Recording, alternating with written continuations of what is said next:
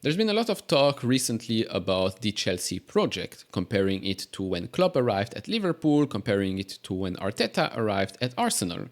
Now, you know me, I've been talking about the lack of performance of Chelsea. I've not been putting the whole blame on Pochettino because I think that is not fair at all. With all the injuries that we're having this season, and by the way, the injuries are not only at Chelsea. If you look at the other clubs in the Premier League, lots and lots of teams have had countless of injuries throughout this season. This is not just a Chelsea thing.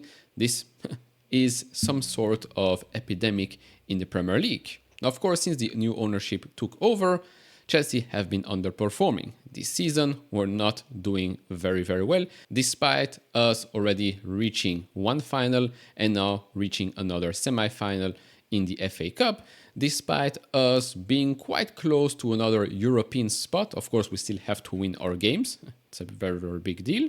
But still, I think there is an underperformance this season. We've had lots of injuries. We've had problems with our transfers as well. I think we have attracted the wrong profiles. We have attracted the wrong players.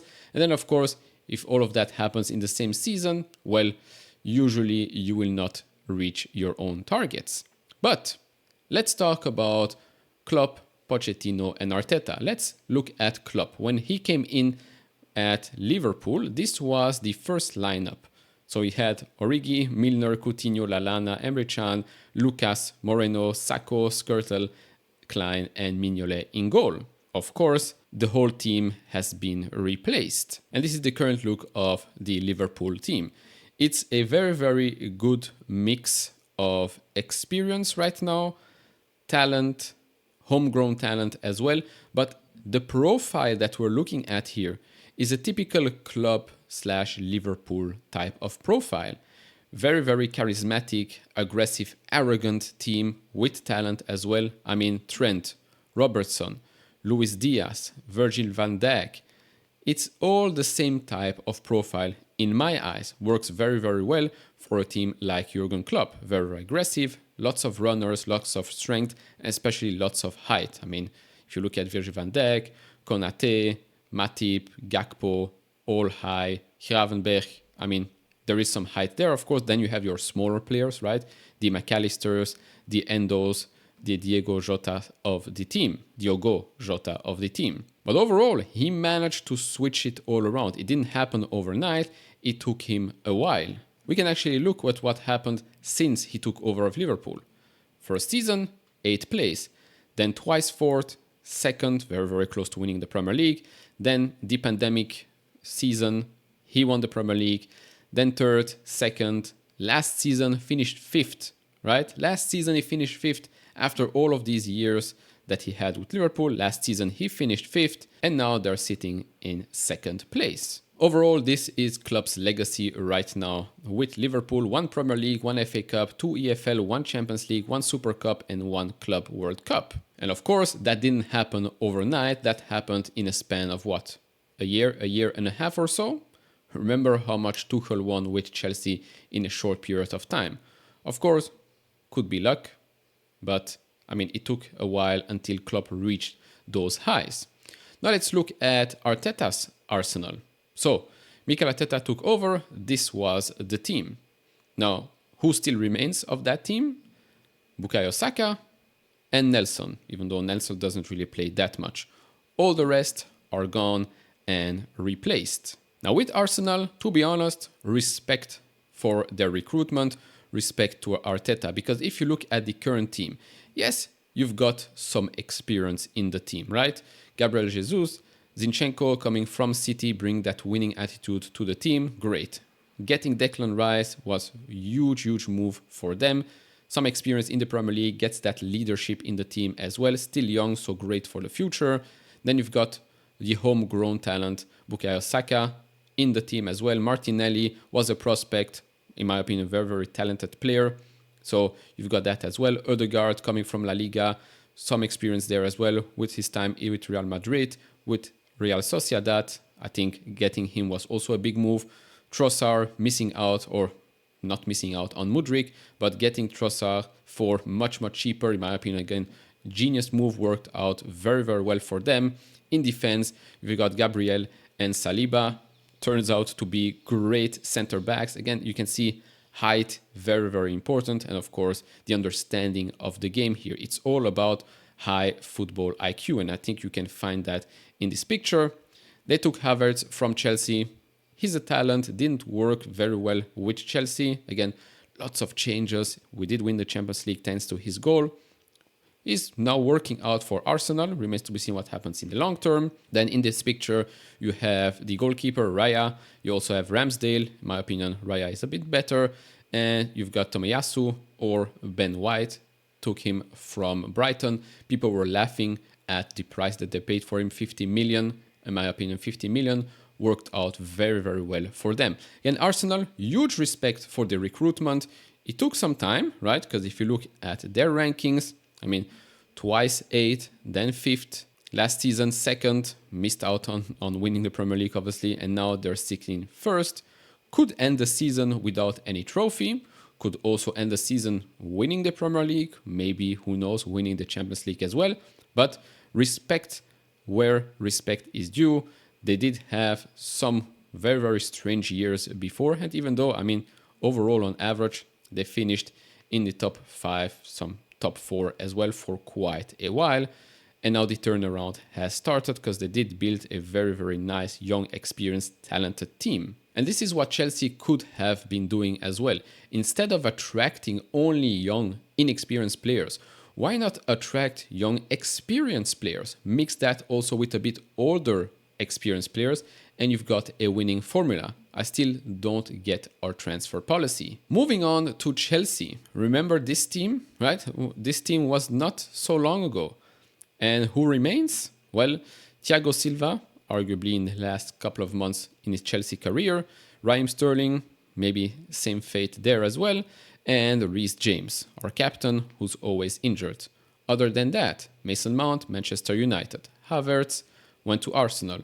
Marcos Alonso sold to Barcelona. Mendy Koulibaly, Saudi Arabia. Azpilicueta, leadership here, gone. Atletico Madrid. And N'Golo Kante, Saudi Arabia as well.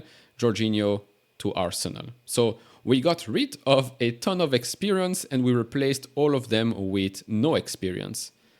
A recipe for disaster.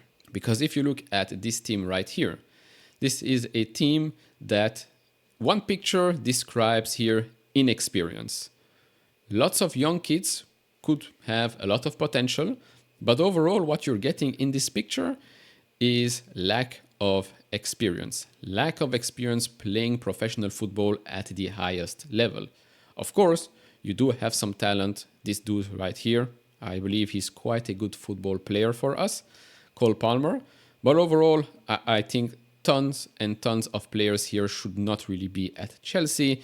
Tons and tons of players that have cost us way too much money, the wrong profile. I mean, the middle of the park for us are those two players here.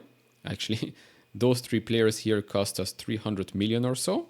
So yeah, middle of the park, you've got 2 small, not very muscly players that have to protect your back line, which has also a mix of inexperienced players plus lots of injuries.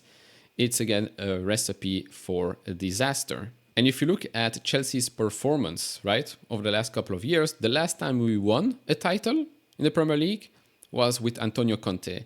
Since then, 5th, 3rd, 4th, 4th, 3rd, nowhere near challenging for the Premier League title. Last season we finished 12th and now we sit 9th with a game in hand. And this is the most important thing I want to talk about in this video. It's something I've been talking about for quite a while actually. It's the average age of the Chelsea team. So this season the average age is 23.6 years old. Last season 25.9 years old. The Champions League winning season 27.1 years old and the season beforehand 25.8. You see the problem?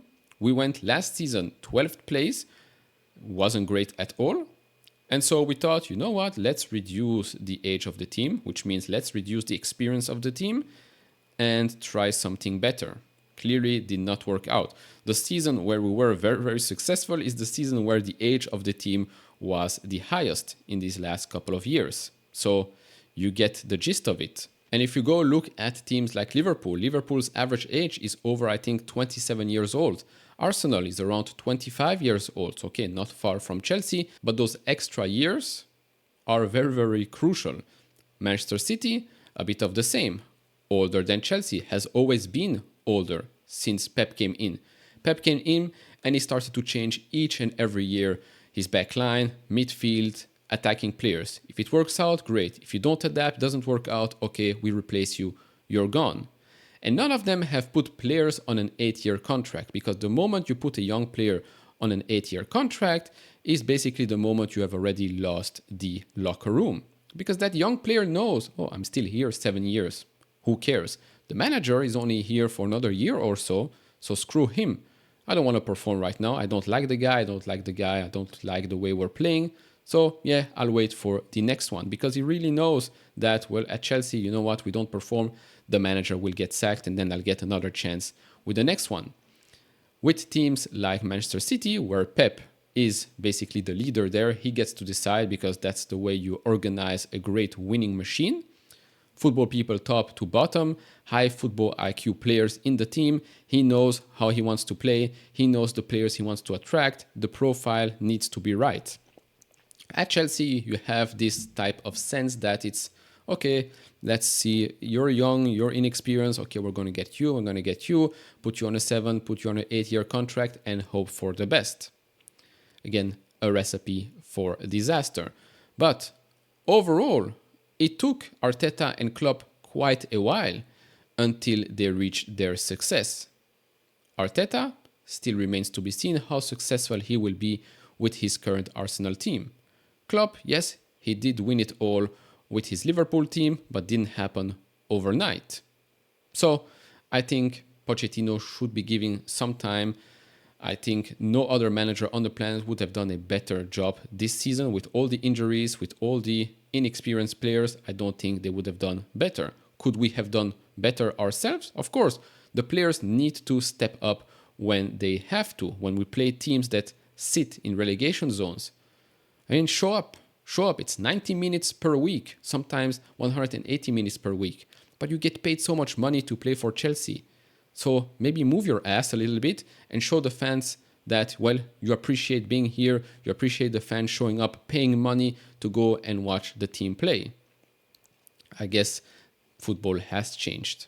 Of course, do share your thoughts down in the comment section below. If you enjoyed this type of videos, leave it a thumbs up, subscribe if you have not, and I'll see you all in the next one. Bye-bye.